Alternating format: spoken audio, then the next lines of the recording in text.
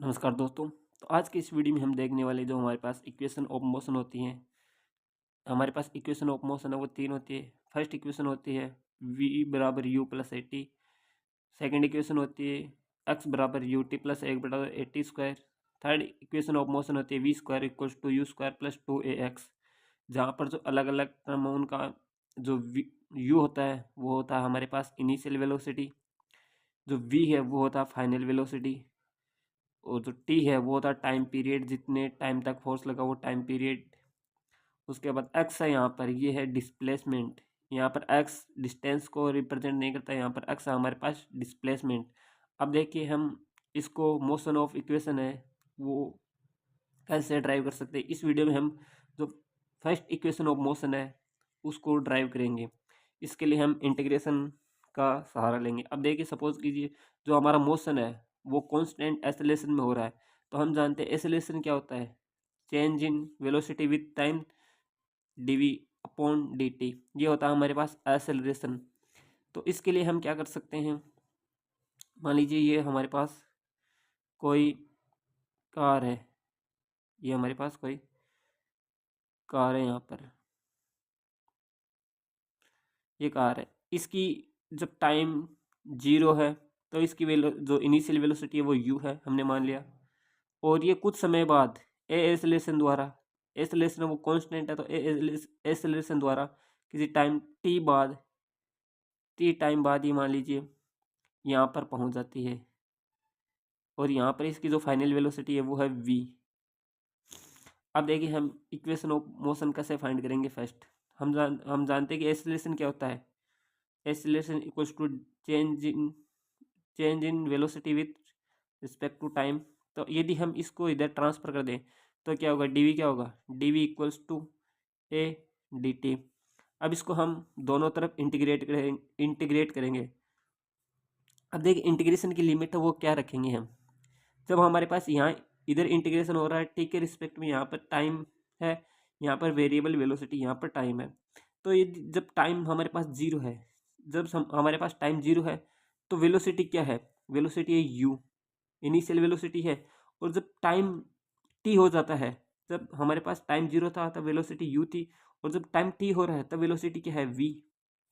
अब हम जानते हैं जो हमारे पास इंटीग्रेशन ऑफ डी एक्स वो क्या होता है, एक्स। तो यहाँ पर क्या है, डीवी है, तो इंटीग्रेशन क्या होगा डीवी का, ये हमारे पास डीवी का इंटीग्रेशन क्या होगा वी। यहाँ पर लिमिट है हमारे पास यू से वी तक। और यहाँ पर एसलेशन है वो कांस्टेंट है, क्योंकि हमने मोशन है वो हमारा है वो अंडर द कांस्टेंट एसलेशन में हो रहा है। तो ये जी इंटीग्रेशन के अंदर जो भी जो टर्म है वो कांस्टेंट है, उसको हम इंटीग्रेशन से बाहर निकाल सकते हैं। तो ये हमारे पास जो ए है वो कांस्टेंट है, तो ये ए। और डी टी का इंटीग्रेशन करेंगे तो डी टी का इंटीग्रेशन क्या होगा, टी। तो ये आ गया हमारे पास टी। और हमारे पास जो लिमिट है जीरो से टी तक। अब हमें कुछ नहीं करना, इसमें जो इक्वेशन है उसमें लिमिट पुट करनी है। तो हम जानते हैं जब लिमिट है तो upper limit minus lower limit, तो ये हमारे पास वी है। अब अपर लिमिट क्या है v, minus lower limit equals minus u बराबर हमारे पास एक्सेलरेशन। और टी की हम लिमिट रखेंगे तो टी माइनस जीरो, तो ये कितना आएगा ए टी। एक्सेलरेशन हमारा कांस्टेंट है इसलिए हमने इसको इंटीग्रेशन से बाहर निकाला। अब देखिए ये क्या होगा, v माइनस यू बराबर ए टी। इसको हम u को उधर ट्रांसफ़र कर देंगे तो क्या होगा, v बराबर u प्लस ए टी। ये हमारी है first equation of motion, equation of motion. तो एक बार फिर से देख लीजिए, हमारे पास जब मोशन है वो हमारे कांस्टेंट एक्सेलरेशन में हो रहा है। तो हमारे पास मान लीजिए कि जब टाइम हमारे पास जीरो था तब वो जो कार है, मान लीजिए एक कार है, उसकी जो इनिशियल वेलोसिटी थी यहाँ पर यू थी। कुछ समय टी टाइम बाद ये हो जा रही वी, जो वी है वो फाइनल वेलोसिटी है। और हमारा जो मोशन वो कांस्टेंट एक्सेलरेशन से हो रहा है। अब हम जानते हैं एक्सेलरेशन क्या होता है, change in time with respect to, change in velocity with respect to time.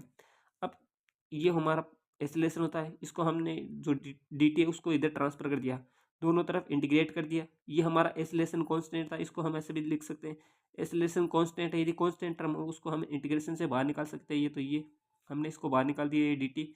अब हम जानते हैं डी एक्स का इंटीग्रेशन था एक्स, डी टी का डी, तो यहाँ दोनों तरफ हमने इंटीग्रेट कर दिया। अब इंटीग्रेशन की जो लिमिट है वो क्या है, जब हमारे पास टाइम जीरो था, ये टाइम जीरो है, तब जो इनिशियल वेलोसिटी है वो यू थी।